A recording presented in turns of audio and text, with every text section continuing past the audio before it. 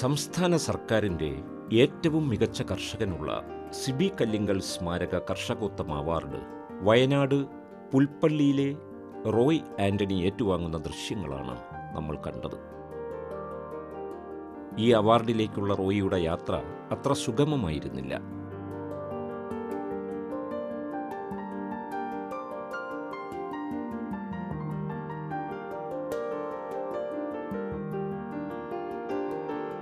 വയനാട് കാനനക്കാഴ്ചകളുടെ കനക കിരീടം ചൂടുമ്പോഴും പ്രകൃതി ദുരന്തങ്ങളുടെയും വരൾച്ചയുടെയും വന്യജീവി ആക്രമണങ്ങളുടെയും പൊള്ളുന്ന യാഥാർത്ഥ്യങ്ങളാണ് ഇവിടുത്തെ കർഷകർക്ക് പറയാനുണ്ടായിരുന്നത്.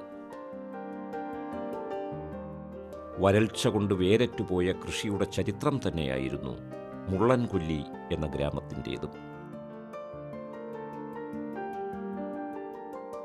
കേരളത്തിൽ തന്നെ ഏറ്റവും കുറച്ച് മഴ പെയ്യുന്ന പ്രദേശത്താണ് റോയിയുടെ 20 ഏക്കർ കൃഷിയിടം. വരൾച്ചയെയും ജലക്ഷാമത്തെയും 1/2 ഏക്കർ കുളവും മഴവെള്ള സംഭരണിയും തീർത്താണ് ഈ കർഷകൻ നേരിടുന്നത്. 1 ഇഞ്ച് സ്ഥലം പോലും പാഴാക്കാതെ റബ്ബർ, കാപ്പി, പച്ചക്കറികൾ, കിഴങ്ങുവിളകൾ, കുരുമുളക് തുടങ്ങിയവയെല്ലാം കൃഷി ചെയ്തിട്ടുണ്ട്.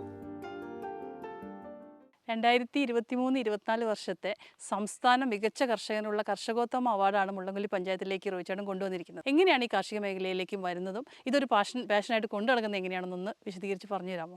ഞങ്ങളുടെ കുടുംബം ശരിക്കും കാർഷിക മേഖലയിൽ അധിഷ്ഠിതമായിട്ടുള്ള ഒരു കുടുംബ പശ്ചാത്തലമാണ്. 1963 കാലഘട്ടത്തിൽ എൻ്റെ ചാച്ചനിവിടെ വന്ന് കൃഷി മേഖലയിൽ കൂടുതലായിട്ട് കൃഷിയിലോട്ട് താല്പര്യം കൊണ്ട് കാട് പിടിച്ച വനങ്ങളായിട്ട് കിടന്ന പ്രദേശങ്ങളെ കൃഷിക്ക് വേണ്ടിയിട്ട് അത് ഒരുക്കിയെടുക്കുകയും അതിലേക്ക് എല്ലാ തരം കൃഷികളെയും ആ കാലഘട്ടത്തിൽ കൃഷിയുടെ ഭാഗമായിട്ട് കൊണ്ടുവരാനായിട്ടും അവർക്ക് സാധിച്ചിരുന്നു. പ്രത്യേകിച്ചും കാപ്പി, കുരുമുളക്, മറ്റുള്ള കൃഷികൾക്ക് ഏറ്റവും നല്ല മണ്ണും വിളനിലവുമായതുകൊണ്ട് ആ തരം കൃഷികൾക്കായിരുന്നു കൂടുതൽ പ്രാധാന്യം കൊടുത്തിരുന്നത്. ആ കാലഘട്ടങ്ങളിലൊക്കെ പ്രത്യേകിച്ചും എൻ്റെ പിതാവിൻ്റെ ഒരു കൃഷി രീതി എന്ന് പറയുന്നത് എല്ലാ തരം കൃഷി ചെയ്യുമ്പോഴും എല്ലാ മേഖലയിലും ഓരോ തരം കൃഷികളായിരുന്നു ഉണ്ടായിരുന്നത്.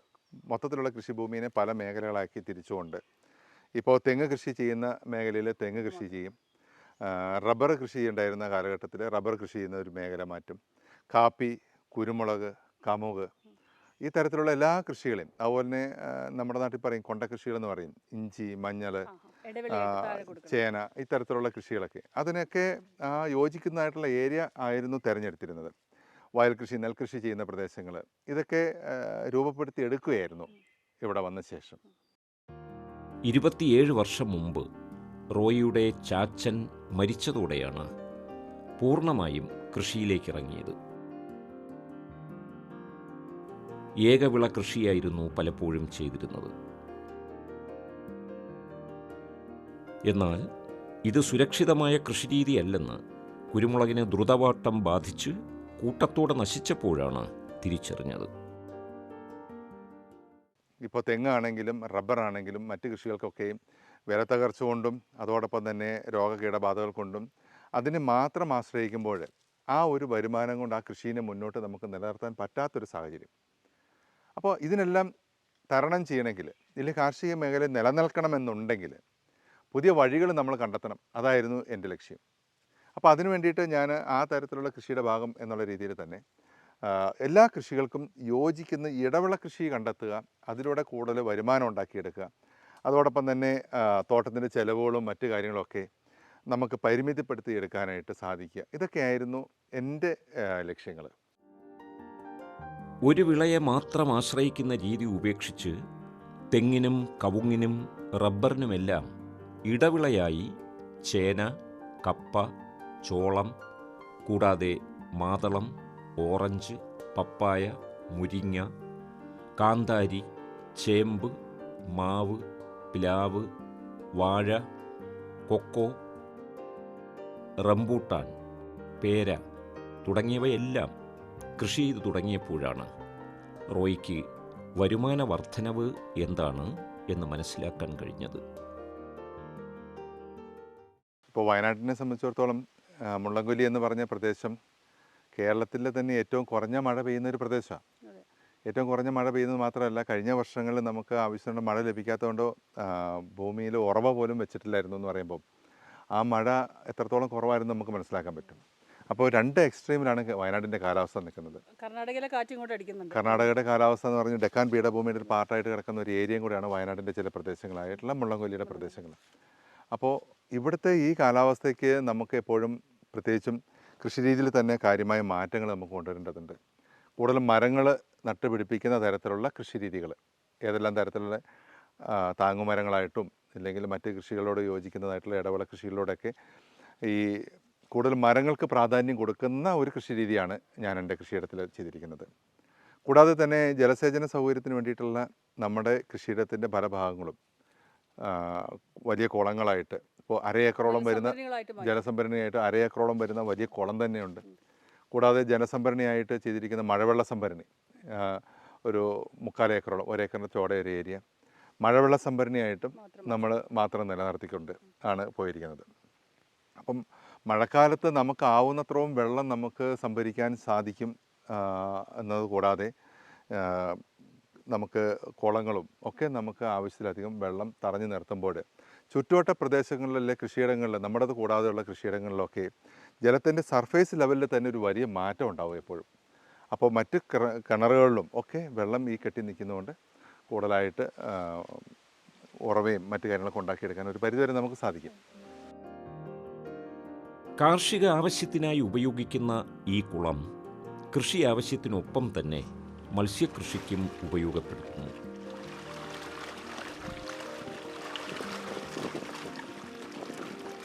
വിപണിയിൽ വലിയ ഡിമാൻഡുള്ള വരാൽ മീനുകളാണ് വളർത്തുന്നത്. പക്ഷിമൃഗാദികളുടെ ശല്യത്തിൽ നിന്നും മീനുകളെ രക്ഷിക്കുന്നതിനായി കുളത്തിന് ചുറ്റിലും മുകളിലുമായി നൈലോൺ നെറ്റ് വിരിച്ചിരിക്കുന്നു. കുളത്തിന് ചുറ്റും നേപ്പിയർ ഇനം തീറ്റപ്പുല്ലും കൃഷി ചെയ്തിട്ടുണ്ട്. ബോർവെൽ റീചാർജിംഗ് നടത്തുന്ന അപൂർവം സ്ഥലങ്ങളിലൊന്നാണ് റോയിയുടെ കൃഷിയിടം. എത്ര ബോർവെല്ലാണ് നമ്മളിവിടെ ഉപയോഗിക്കുന്നത്? ഞാനിപ്പോൾ നമ്മുടെ കൃഷിയിടത്തിൽ 3 ബോർവെല്ലുകൾ ചെയ്തിട്ടുണ്ട്. 3 ബോർവെല്ലുകൾ ചെയ്തിട്ടുണ്ടെങ്കിലും ആദ്യ കാലഘട്ടങ്ങളിലൊക്കെ വേനലാവുമ്പോഴേക്കും ഇതിനകത്തൊക്കെ വെള്ളം കുറഞ്ഞുകൊണ്ടിരുന്നതുകൊണ്ടാണ് ബോർവെൽ പറ്റുന്നുണ്ടായിരുന്നു. അപ്പോൾ ബോർവെൽ പറ്റിക്കൊണ്ടിരുന്നതുകൊണ്ടാണ് ഞാൻ വീണ്ടും വീണ്ടും ബോർവെല്ലുകൾ കുഴിച്ചു തുടങ്ങിയത്. പക്ഷേ അതൊരു ശാശ്വത പരിഹാരമല്ലാത്ത ഒരു അവസ്ഥയിലോട്ട് പോയി. കാരണം എത്ര ബോർവെൽ ഒഴിച്ചാലും ഒരു നിശ്ചിത കാലം കഴിയുമ്പോൾ അതിനകത്ത് വെള്ളം നമുക്ക് കുറഞ്ഞു വരിക. ആദ്യം കുത്തിയ ബോർവെല്ലിനേക്കാളും പിന്നീടുള്ള ബോർവെല്ലുകൾക്കൊക്കെ വെള്ളം കുറഞ്ഞു വരുന്നൊരു സാഹചര്യം. അപ്പോൾ അങ്ങനെ വന്ന സമയത്താണ് ഞാൻ ബോർവെൽ റീചാർജിങ് എന്ന് പറഞ്ഞൊരു സംവിധാനത്തെപ്പറ്റി ഒരു പരീക്ഷണാടിസ്ഥാനത്തിൽ നമ്മൾ ചെയ്തു നോക്കി. ഏറ്റവും ചിലവ് കുറഞ്ഞ രീതിയിൽ നമുക്ക് ഒഴുകി നഷ്ടപ്പെടുന്ന വെള്ളം, പ്രത്യേകിച്ചും മഴക്കാലത്തിൻ്റെ ആരംഭം മുതൽ ഏറെക്കുറെ വേനൽക്കാലം വരെ കടുക്കുന്ന സമയത്തും വരുന്ന ഈ നീർച്ചാലുകളിലൂടെ ഒഴുകി പോകുന്ന വെള്ളത്തെ അത് നമ്മൾ മറ്റ് ഒരു ഫിൽറ്ററിങ് സംവിധാനത്തിൽ കൊണ്ടുവന്ന് ഈ ബോർവെല്ലിൽ 24 മണിക്കൂറും ഏറെക്കുറെ കുറേ മാസങ്ങളോളം നമുക്ക് ഫില്ല് ചെയ്യാൻ പറ്റുമ്പോൾ ആ അടിയിലെ ജലസംഭരണിയിലോട്ട് ഡയറക്റ്റായിട്ട് നമുക്ക് വെള്ളം കൊടുക്കാൻ പറ്റും. ആ വെള്ളം നമുക്ക് തിരിച്ച് പമ്പിങ്ങിലോട്ട് കൊണ്ടുവരാനും പറ്റും. അപ്പോൾ കഴിഞ്ഞ വേനൽക്കാലം അടുത്ത പ്രദേശങ്ങളിൽ കൂടി ഈ വെള്ളത്തിൻ്റെ അളവ് ഉയരുന്നതായിട്ട് നമ്മൾ ശ്രദ്ധയപ്പെട്ടിട്ടുണ്ട്. അതെ, ബോർവെല്ലുകൾ എപ്പോഴും പരസ്പരം കണക്റ്റഡ് ആയിരിക്കും.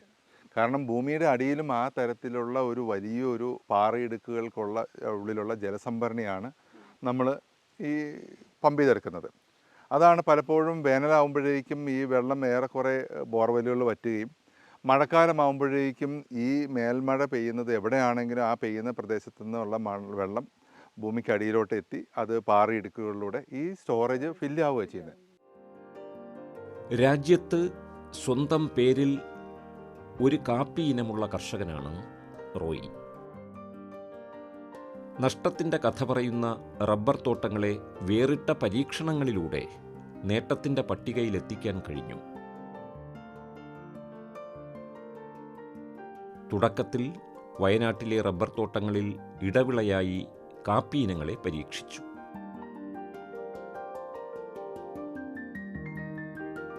ഈ കാപ്പി ഇനവും റബ്ബർ തോട്ടത്തിലെ കൃഷിയും ദേശീയ തലത്തിൽ വരെ ശ്രദ്ധിക്കപ്പെട്ടു.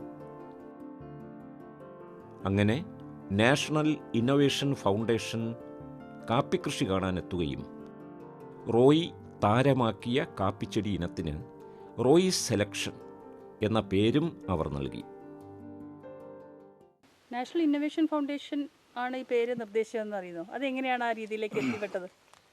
നമുക്ക് ഇന്നൊവേറ്റീവ് ആയിട്ടുള്ള ഫാമേഴ്സിൻ്റെ പലതരത്തിലുള്ള കാര്യങ്ങളും നാഷണൽ ഇന്നൊവേഷനിലോട്ട് പോകുമ്പോൾ അതിന് ഒരു രൂപരേഖ എന്നുള്ള രീതിയിൽ ഓരോ കാര്യങ്ങൾക്കും ഇപ്പം ഓരോ തരം കൃഷികൾക്കും ഉണ്ട്.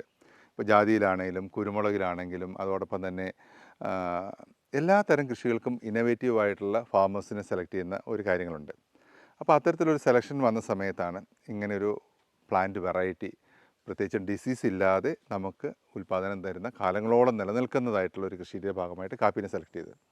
അപ്പോൾ അങ്ങനെ ആ കൃഷിയുടെ ഭാഗമായിട്ട് വന്നതുകൊണ്ട് അതിന് വേണ്ടിയിട്ടൊരു ഫാർമർ സൈഡ് പ്ലാന്റ് വെറൈറ്റി എന്നുള്ള പേരിലാണ് റോയ്സ് സെലക്ഷൻ എന്നുള്ളൊരു പേര് നിർദ്ദേശിക്കാനായിട്ട് സാധിച്ചത്. പോർട്ടിംഗ് മിശ്രിതമിട്ട ട്രേയിൽ നട്ടുപിടിപ്പിക്കുന്ന കാപ്പിത്തൈകൾ സ്വന്തം വാഹനത്തിൽ എത്തിച്ചു കൊടുക്കുകയാണ് പതിവ്. തൈ ആവശ്യമുള്ള കർഷകരുടെ തോട്ടത്തിൽ ഇടനിലക്കാരില്ലാതെ കുറഞ്ഞ ചിലവിൽ കൃഷി ചെയ്തു കൊടുക്കുന്ന കാർഷിക സഹായവും റോയി ചെയ്തു പോരുന്നു. നമ്മുടെ റോയ്സ് സെലക്ഷൻ എന്ന് പറഞ്ഞ ആ കാപ്പിയുടെ ഒരു കുരുവാണ് ഇത്. സാധാരണ കാപ്പി കുരുവിനേക്കാളും വലിപ്പം കൂടുതലുള്ള, എന്നാൽ ഏറ്റവും കൂടുതൽ സൈസ് ബീന് കിട്ടുന്ന അറബിക്കായുടെ തന്നെ ഒരു സെലക്ഷനാണിത്. നമുക്കിത് ഏറ്റവും കൂടുതൽ എക്സ്പോർട്ട് ഡിമാൻഡുള്ളതും ഈ വലിപ്പമുള്ള ബീനുകൾക്കാണ്. റബ്ബർ മരങ്ങൾ തമ്മിൽ 15 അടി അകലത്തിലാണ് നിൽക്കുന്നതെങ്കിൽ റബ്ബറിൽ നിന്നും 5 അടി വിട്ടിട്ടുള്ള 2 നിരകളായിട്ടും 20 അടി അകലത്തിലാണ് റബ്ബർ നിൽക്കുന്നത് എങ്കിൽ 5 അടി വിട്ടിട്ടുള്ള 3 നിരകളായിട്ടും കാപ്പിച്ചെടി നടാം.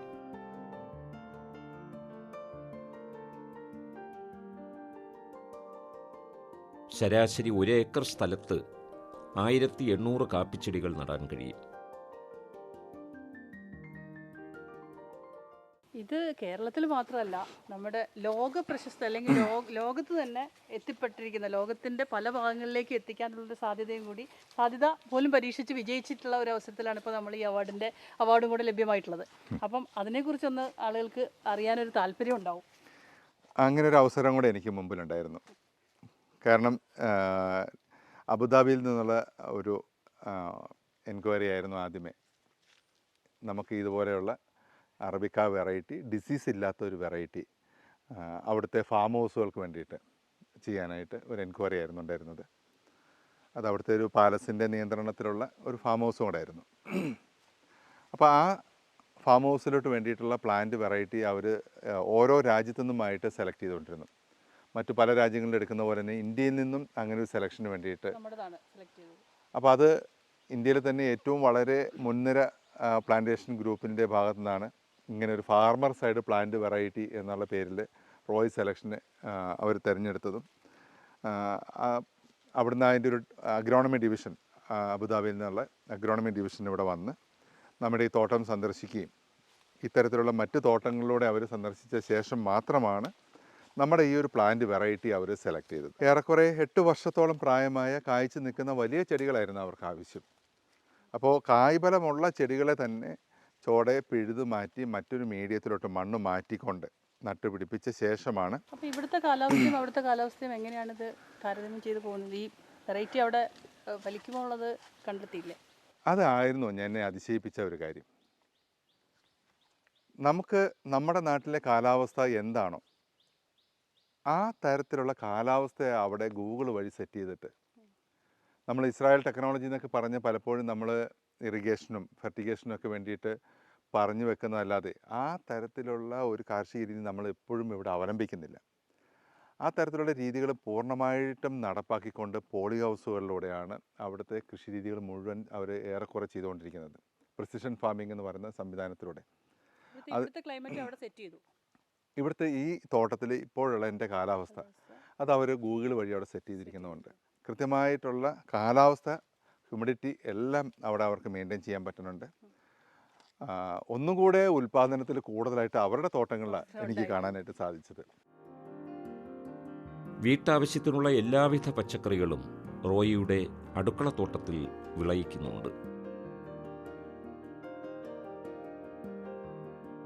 പച്ചക്കറി കൃഷിയുടെ ചുമതല ഭാര്യ അന്നയ്ക്കാണ്.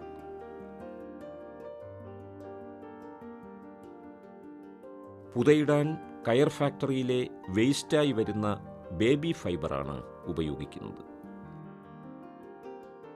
മത്സ്യകൃഷിയുടെ ഭാഗമായിട്ട് തന്നെ നമ്മൾ പുതിയതായിട്ട് ചെയ്തിരിക്കുന്നത് ഒരു ബയോഫ്ലോക്കിൻ്റെ ടാങ്ക്. കൃത്യമായിട്ട് പറഞ്ഞു കഴിഞ്ഞാൽ ബയോ ടാങ്കുകളായിട്ട് ആണ് ചെയ്തിരിക്കുന്നത്. അപ്പോൾ അത് നമ്മൾ ഷീറ്റുകൾ ഉപയോഗിച്ച് ചെയ്യുന്നതിന് പകരം കംപ്ലീറ്റ് കോൺക്രീറ്റിലാണ് നിർമ്മിച്ചിരിക്കുന്നത്. കാരണം കാട്ടുമൃഗങ്ങളുടെ ശല്യവും മറ്റും ഉണ്ടായാൽ പോലും ആ സംവിധാനം തകർന്ന് അല്ലെങ്കിൽ നശിച്ചു പോവാതിരിക്കാനായിട്ട് കോൺക്രീറ്റിൻ്റെ തന്നെ ഒരു സംവിധാനത്തോടുകൂടി ചെയ്തിരിക്കുന്നത്. 18 മീറ്ററോളം നീളവും അതോടൊപ്പം തന്നെ 7 മീറ്ററോളം വീതിയുമുള്ള 2 ലക്ഷത്തോളം ലിറ്റർ വെള്ളം കൊള്ളുന്ന ആ ഒരു ടാങ്കുകളാണ് അതിന് വേണ്ടിയിട്ട് നമ്മൾ നിർമ്മിച്ചിരിക്കുന്നത്. അതിനൊരു ഷേപ്പ് എന്ന് പറയുന്നത് ഏറെക്കുറെ ഒരു ഓവൽ ഷേപ്പിലോട് കൂടി കണക്കാക്കിയിട്ടാണ് പ്ലാൻ ചെയ്തു വച്ചിരിക്കുന്നതൊക്കെ. എക്കാലവും നമുക്ക് ആ മത്സ്യകൃഷി മുന്നോട്ട് കൊണ്ടുപോകാനായിട്ട് പറ്റുന്ന തരത്തിലുള്ള ഒരു ടാങ്കാണ്. പശു, ആട്, കോഴി ഇതെല്ലാം കൂടിച്ചേരുന്ന ഒരു സമ്മിശ്ര കൃഷിയാണ് റോയിയുടേത്. HF ഇനത്തിലുള്ള 3 പശുക്കളാണുള്ളത്. പാൽക്കറവയ്ക്കൊപ്പം വിളകൾക്കുള്ള വളത്തിനായി ചാണകവും പ്രയോജനപ്പെടുത്താനാകും എന്ന നിരീക്ഷണമാണ് റോയിയെ പശു വളർത്തലിലേക്ക് നയിച്ചത്. മുയലുകൾക്കും ഒരിടം കൊടുത്തിട്ടുണ്ട്. മണിത്താറാവും കുട്ടനാടൻ ഇനത്തിൽപ്പെട്ട താറാവുകളും അവയ്ക്ക് നീന്തി തുടിക്കാൻ ഒരു കൊച്ചു കുളവും ഇവിടെ ഒരുക്കിയിട്ടുണ്ട്. റോയിയുടെ മറ്റൊരു ചുവടുവയ്പ്പാണ് തേനീച്ച വളർത്തൽ. വീടിൻ്റെ മുൻഭാഗം അലങ്കാരച്ചെടികളുടെയും പൂക്കളുടെയും ഒരു വർണ്ണപ്രപഞ്ചം തന്നെ സൃഷ്ടിച്ചിട്ടുണ്ട്. മക്കളായ റീറ്റ, റോസാൻ, ക്ലാര, ആൻ്റണി എന്നിവർ കൃഷിയുടെ ബാലപാഠങ്ങൾ പഠിച്ചു തുടങ്ങിയിരിക്കുന്നു. തദ്ദേശ സ്വയംഭരണ സ്ഥാപനങ്ങൾക്ക് മാതൃകാപരമായി നടപ്പിലാക്കാവുന്ന കൃഷി പാഠശാല കൂടിയാണ് ഈ കൃഷിയിടം. അതുകൊണ്ട് തന്നെ ഗ്രാമപഞ്ചായത്ത് പ്രതിനിധികളും റോയിയുടെ കൃഷിത്തോട്ടത്തിലെ സന്ദർശകരാണ്. നാണ്യവിളകളുടെ വിളനിലമായിരുന്ന വയനാട് ജില്ലയിലെ മുള്ളൻകൊല്ലി ഗ്രാമപഞ്ചായത്ത് ഇന്ന് കർഷകരുടെ ശവപ്പറമ്പായി മാറിയിരിക്കുന്നു. കാർഷിക മേഖല കൊണ്ട് ഈ നാട്ടിൽ നിന്നും ഒരു കർഷകനും മുന്നോട്ട് പോകാൻ പറ്റാത്ത അത്രയും വലിയ പ്രതിസന്ധികളിലൂടെയാണ് കടന്നുപോയിക്കൊണ്ടിരിക്കുന്നത്. കൊടിയ വരൾച്ചയും വിളത്തകർച്ചയും ഈ മേഖലയെ പിന്നോട്ടടിക്കുന്നു. ഇതിനിടയിൽ നിന്നും സംസ്ഥാന തലത്തിൽ ഏറ്റവും മികച്ച കർഷകനായി റോയി ആൻ്റണി തിരഞ്ഞെടുക്കപ്പെട്ടു എന്നുള്ളത് ഈ നാട്ടിലെ കർഷകരുടെ ഈ മേഖലയോടുള്ള പ്രതിബദ്ധതയും പാഷനും തന്നെയാണ് തെളിയിക്കുന്നത്. അതുകൊണ്ട് തന്നെ ഈ മേഖലയെ പുനരുജ്ജീവിപ്പിക്കുവാൻ റോയി ആൻ്റണിയുടെ പാത പിന്തുടർന്ന് കൂടുതൽ കർഷകർക്ക് ഏറ്റവും മികച്ച കർഷകരായി മാറുവാൻ സർക്കാരിൻ്റെയും ഇതര ഏജൻസികളുടെയും സഹായവും സഹകരണവും പിന്തുണയും ആവശ്യമുണ്ട്. കൃഷി ഡിപ്പാർട്ട്മെൻറ്റും ഗ്രാമപഞ്ചായത്തും ജില്ലാ ഭരണകൂടവും സംസ്ഥാന കൃഷി വകുപ്പും ഈ മേഖലയ്ക്ക് വളരെയധികം പിന്തുണ നൽകുന്നുണ്ട് എങ്കിൽ കൂടി പ്രതിസന്ധികളെ തരണം ചെയ്യുവാൻ ഇതൊന്നും പര്യാപ്തമല്ല.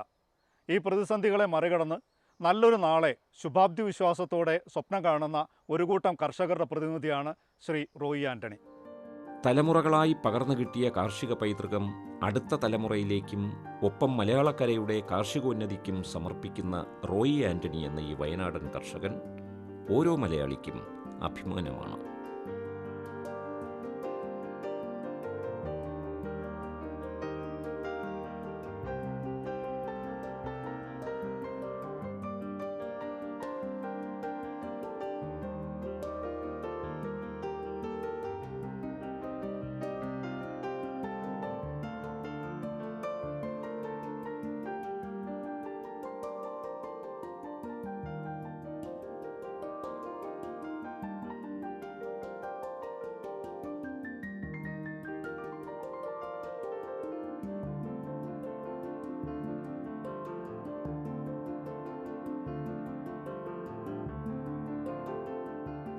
കൃഷി ദർശൻ പരിപാടിയെക്കുറിച്ചുള്ള നിങ്ങളുടെ അഭിപ്രായങ്ങളും നിർദ്ദേശങ്ങളും ഞങ്ങളെ അറിയിക്കുക. വിലാസം: പ്രൊഡ്യൂസർ, കൃഷി ദർശൻ, ദൂരദർശൻ കേന്ദ്രം, Kudappanakunnu, Thiruvananthapuram. 695043. Phone 0471273187. Email ddkrishitvm@gmail.com.